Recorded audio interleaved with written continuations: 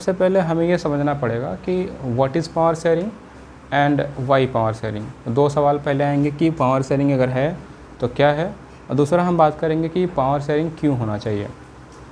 तो पहला सवाल ये आता है कि व्हाट इज़ पावर शेयरिंग। तो जैसे कि मैंने बताया कि पावर शेयरिंग का मतलब होता है distribution of power amongst organ of the government, यानी कि जो भी गवर्नमेंट के अलग अलग ऑर्गन्स हैं तो उनके बीच में अगर पावर का डिस्ट्रीब्यूशन हो रहा है, इसका मतलब उसको हम कह सकते हैं कि पावर का शेयरिंग हो रहा है।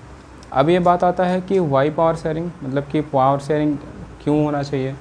क्योंकि अगर कोई भी गवर्नमेंट है, गवर्नमेंट को चलाना बहुत ही मुश्किल होता है, तो अगर हम उसके पावर को अलग अलग ऑर्गन्स में डिस्ट्रीब्यूट कर देते हैं तो वो थोड़ा सा उसके एडमिनिस्ट्रेशन के लिए कन्वीनियंस हो जाएगा। उसके अलावा अगर पावर किसी एक आदमी के हाथ में रहता है तो उससे एक तरीके से डिक्टेटरशिप हो सकता है या फिर मोनार्की वाला जो सिस्टम है वो आ सकता है। तो उससे बचने के लिए हमें पावर को शेयर करना पड़ता है through the organs of the government. अब इसमें हम देखने वाले हैं कि जो पावर शेयरिंग के टाइप्स होते हैं वो क्या है। मतलब अगर हम चैप्टर के थीम को समझें तो सबसे पहले हम देखेंगे कि व्हाट इज़ ये पावर शेयरिंग क्या होता है, जैसे कि मैंने बताया। उसके बाद हम देखेंगे कि जो इंडिया में पावर का शेयरिंग हुआ है वो अलग अलग 3 इनके ऑर्गन में हुआ है। वो ऑर्गन है यहाँ पे एग्जीक्यूटिव, लेजिस्लेटिव एंड जुडिशरी। फिर हम देखेंगे कि why we need a power sharing in our country, हमारे कंट्री में पावर शेयरिंग की आवश्यकता क्यों है।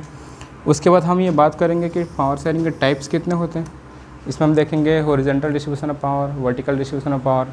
उसके अलावा जो पावर शेयरिंग का डिस्ट्रीब्यूशन होता है वो अलग अलग ग्रुप्स में भी होता है।